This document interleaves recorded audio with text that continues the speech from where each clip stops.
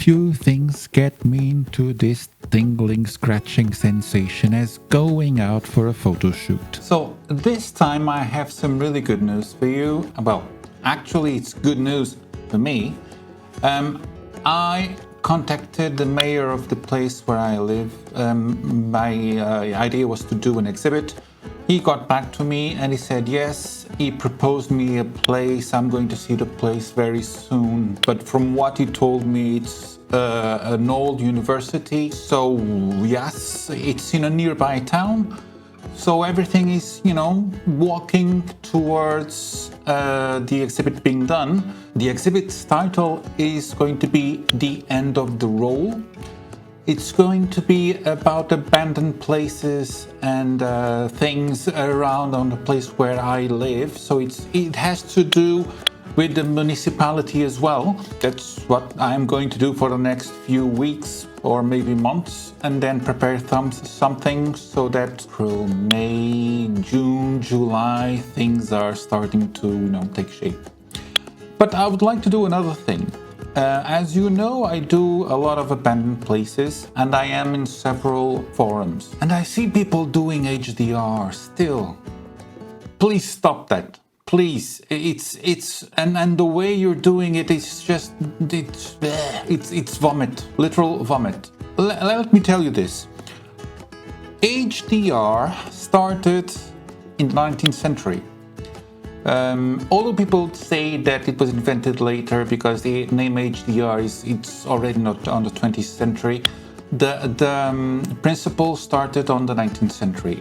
There was a French, he was painter, sculptor, and photographer as well, called Gustave Le Gray. And Gustave, in the, I think it was 1860 or 1870, he was doing seascapes and he realized that while he was exposing for the sea, the sky would turn out completely white or gray because he was photographing in black and white with no detail.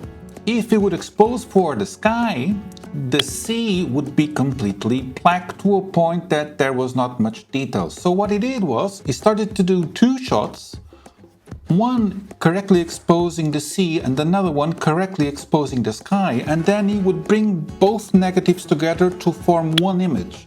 So this is really the beginning of HDR. HDR now uses 3, 7, 9 images and then blends them all together in just one. What happens is that most of the people, they over exaggerate and they make this a fruit salad of an image. Let me tell you one thing more about HDR. In the early 2000s, when the first digital cameras were available, there was this photographer that you probably might have heard of, or probably you know. This bloke right here that was doing HDR, this guy. I was surrounded with people that actually didn't know a thing about photography. They were not photography savvy. They were telling me how good my work was because I was presenting them with something different. Until one day, luckily very, very early, there was a professional photographer that came to me and said, listen, you're doing this wrong, blah, blah, blah. You're not doing this correctly, blah, blah, blah, blah. This is bad. You should do this. And I remember he was telling me this, and I was thinking, who the bloody earth are you, man? I was completely in shock because everybody else was telling me how good I was, and I wasn't. I'll give you an example. Look at this. I'm sorry if this hurts your eyes, but this just is. I'm sorry to have shown you this. Go away, out. Come, yeah. So I'm glad that this kind of images that I created almost 30 years ago were in a disc that got destroyed by a dog that I have. She destroyed the disc. Luckily, everything was inside. I just have 1 or 2 low-resolution copies, and it's done. It's finished. The guy was telling me how bad it was, and he was also giving me some advices. My reaction was, this guy is really arrogant.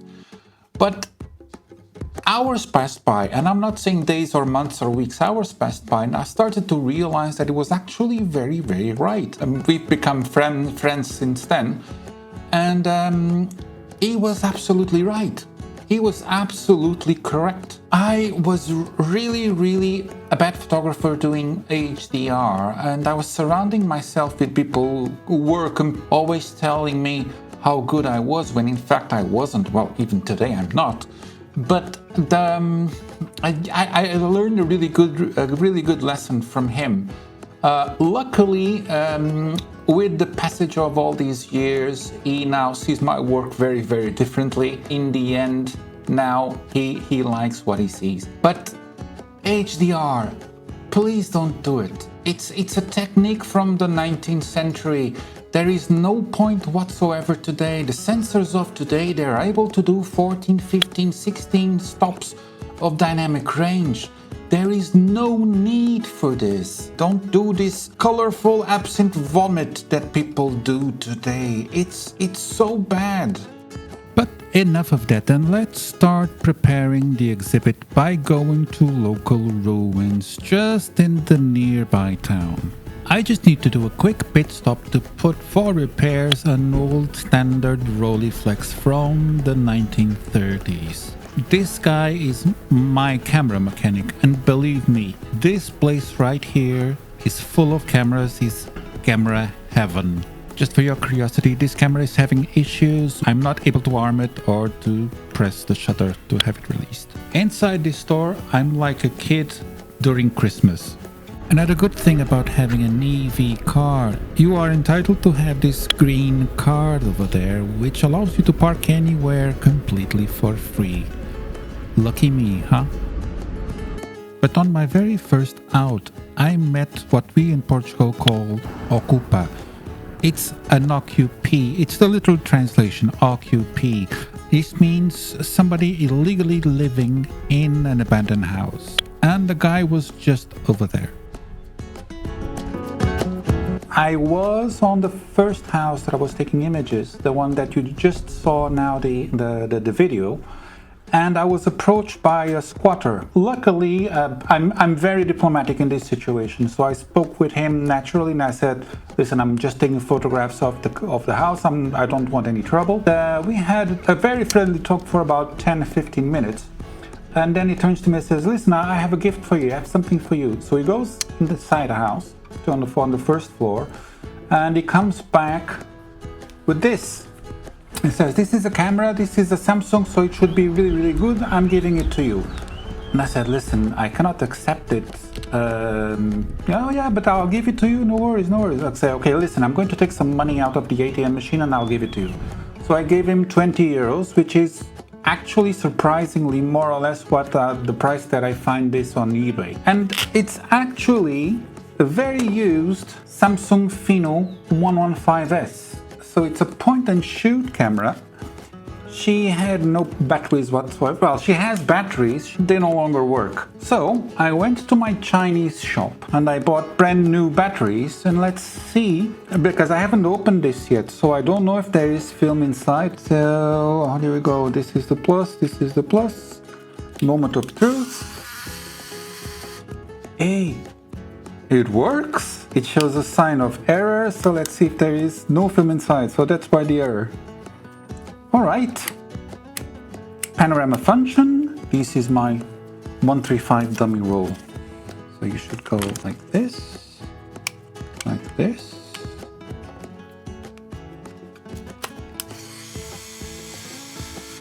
Well, the zoom works.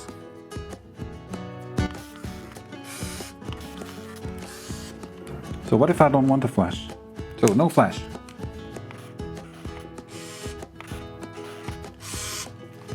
Well, it does work. But enough of that, and these are the images that I took from this short stay. And I was actually expecting a little bit more from this image. You see the window upstairs? The lines were completely straight on my viewfinder, and so was the upper part, but I was having difficulties in framing all this. And then I realized what is wrong. Do you see the lower window? although the upper part is completely centered and level, in the house itself, the lower window is slightly bent. So actually this image doesn't work for me. But of course I did took more images, and it would just not be me if I wouldn't show them to you. And this one is okay-ish, I'd say. Do you see that corner over there? I don't like it. I once I saw it, it spoils everything. Of an image that was not meant to be, a big thing. It's not a portfolio shot, and it's definitely not going to be used in the exhibition. So I went around the house and I took one image of the east wing and another image on the west wing, and it was basically the same idea on two sides of the house. But I only like the one on the right side, the one less contrasty. And here's the reason why. I wanted to guide your look solely to the house. And if you look very well at the left image, your eyes get distracted by all this around what I wanted to be the main subject. But the same does not happen to the second image, the one on the right. You see, immediately when you look at it, your eyes are going to go for the house. It's probably the vegetation not being completely in focus and also not contrasting enough that force your eye to go to the house. So this one will probably not have the quality for the exhibition, but it's definitely one to hold it in the portfolio. And for metering this scene, I used my Minolta spot meter. I measured the shadows for zone 3, the house on zone 5, and the sky, or what's left of the very few sky, on zone 7. Now, concerning the exhibition, there's already a few images that I have in mind, but there is one drawback. You see, my area where I live, it's very, very common to see abandoned windmills, and this is exactly what I don't want on the exhibit. I want to focus myself more on the theme houses and other buildings rather than windmills, because windmills it's what you're expecting to find if you're going to see one of these exhibits. And I don't feel like going for the cliche thingy. To be very honest with you, when I presented the idea to the mayor, he turned immediately to me, and I most likely, frowned a little bit. He said, "Oh, yeah, the ruins, the windmills. Yeah, good idea." And I was like, "Oh, well, not the windmills." Don't get me wrong. It's not that windmills are bad. It's just that it's what people expect to see. It's like going to a portrait exhibit and see photographs of really old women with wrinkled face. Or an exhibit about the rural world and see calloused hands as photographs. It's what you expect that I don't want to fall into. On my photography, I try to run away a little bit from the mundane, and I like to make the viewer think a little bit and try to find the narrative. For instance, have a look at this. Tell me in the comments, what do you think it is, and what's the idea behind it?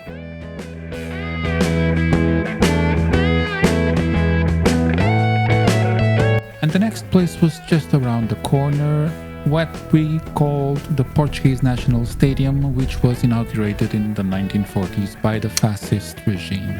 And as you can see, this is a 19th century old farm, which is completely derelict and, given to the fleas. So I'm going to take advantage of the tree and photograph the ruin. And the devil is in the small things. Do you see that house over there? It's too distracting. And you see this shed-like house, which I actually cut it. It's just, these two images are just not there. Luckily for me, I took a third shot, which is a bit better than the previous two, but it's still not exhibit worthy.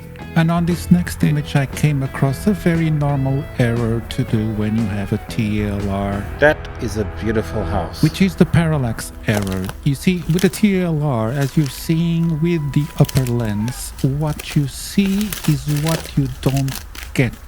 So you have to take this in consideration, which I didn't. And the image that I was seeing here was a bit higher than the image shown on this photo. And one thing that I forgot to tell you, I chose a Mamiya TLR instead of a Rolleiflex or a Rolleicord because it's the only 65mm lens that I have. And I needed this to be slightly wide. Now this one is an okay shot. I just don't like this foliage here and this one as well. They are a bit too distracting for me.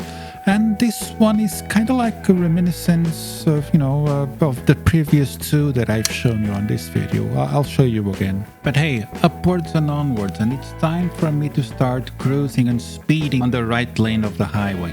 Speeding. And you remember the camera that the homeless guy gave it to me?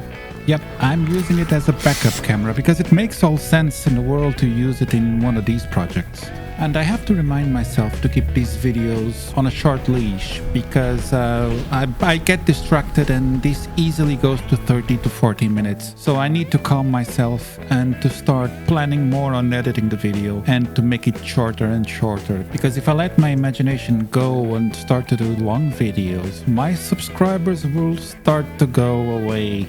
And we don't want that. I mean, I already have so few, so I mean, if I lose them all, who's going to see this guy goofing around with a camera? But apart from all this, stick around until the end of the video so you can see me goofing around while building a table, because this is another project that I have. I also do shelves and tables, most likely very directly connected to photography.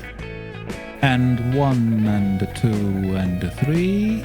And you can tell right away that these lenses were Petzval lenses because of the swirly bouquet on the lower parts. And I really liked them.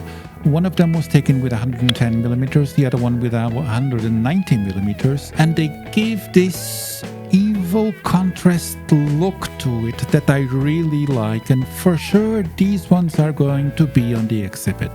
And for you that stuck all the way to the end of this video, here's my promise. Me goofing up while building a very small shelf. And things sometimes get so out of hand that I really laugh a lot with myself. So please do enjoy. Or as we say in Portuguese, até a próxima. Do you see that one over there? That one is pretty big. I think you can see it from there. I'm going to kill it with my gun. Ha! Do you feel lucky? Or do you? Bubble? Yeah! Dead! Stupid little bubbles. Do you see them?